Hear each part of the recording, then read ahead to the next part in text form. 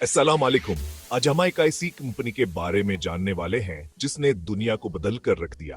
ये कंपनी न सिर्फ आय का की दुनिया में इनकलाब ले आए बल्कि हमारी रोजमर्रा जिंदगी का हिस्सा बन गई है।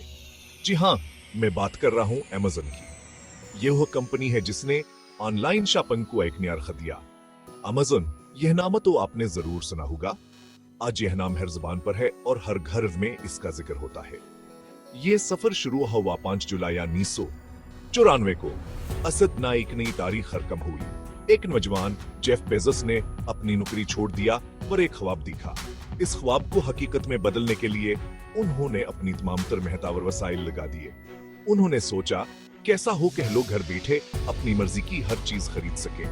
ये ख्याल आज एक हकीकत बन चुका है और अमेज़न ने इस ख्वाब को सच कर दिखाया है।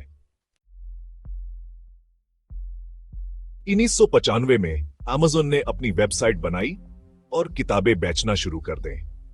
ये अमेज़न का पहला कदम था और ये कदम कामयाबी की तरफ था। सिर्फ एक महीने में अमेज़न अमेरिका के हर कोने और दुनिया के 45 दूसरे मुल्कों में किताबें भेजने लगा। 1997 में अमेज़न ने एक और बड़ा काम किया। ये साल कंपनी की तारीख में एक अहम मोड़ साबित हुआ। उन्होंने अपना IPO, initial public offering, launch किया। इसका मतलब था कि अमेज़न ने अवामी सतह पर अपने हिस्सा फरोख्त करने का फैसला किया। इसका मतलब था अब कोई भी अमेज़न में पैसा लगा सकता था। यह एक बड़ा कदम था जो कंपनी को मजीद तरक्की की राह पर ले गया और लोगों ने अमेज़न पर बहुत एतमाद किया। सरमायाकारों ने बड़ी तादाद में हिस्से खरीदे और कंपनी की मुस्तकबिल की कामयाबी पर यकीन जाहिर किया। स्टॉक मार्केट में अमेज़न का नाम रोशन और कंपनी की कदर बेहद बढ़ गई। इसके बाद अमेज़न ने कभी पीछे मुड़कर नहीं देखा और मुसलसल तरक्की की मनाजिल तय करता रहा। 1998 में अमेज़न ने नई चीजें सोचना शुरू की। यह हुआ था जब कंपनी ने अपने मुस्तकबिल के बारे में बड़े ख्वाब देखने शुरू किए। अब वह सिर्फ किताबें नहीं बल्कि बहुत कुछ बेचना चाहते थे। इनका मकसद था कि हर किस्म की मसनूआत को अपने प्लेटफॉर्म पर लाया जाए।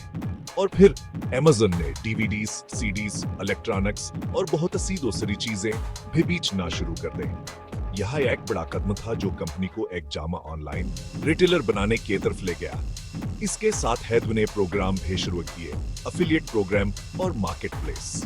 अफिलिएट प्रोग्राम ने लोगों को अमेज़न के मसनूआत को फरोग देने का मौका दिया, जबकि मार्केट प्लेस ने छोटे कारोबारों को अमेज़न के प्लेटफॉर्म पर अपनी मसनूआत बेचने की इजाजत दी। यह दोनों प्रोग्राम ऑनलाइन शॉपिंग के लिए बहुत अहम साबित हुए।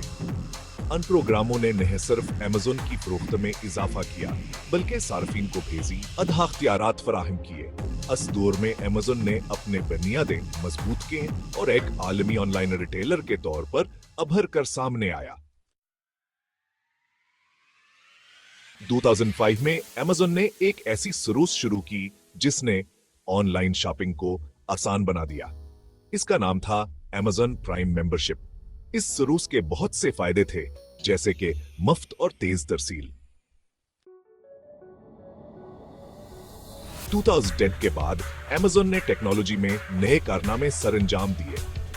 उन्होंने क्लाउड कंप्यूटिंग के शोबे में अमेज़न वेब सर्विसेज AWS शुरू किया, जो बहुत कामयाब रहा।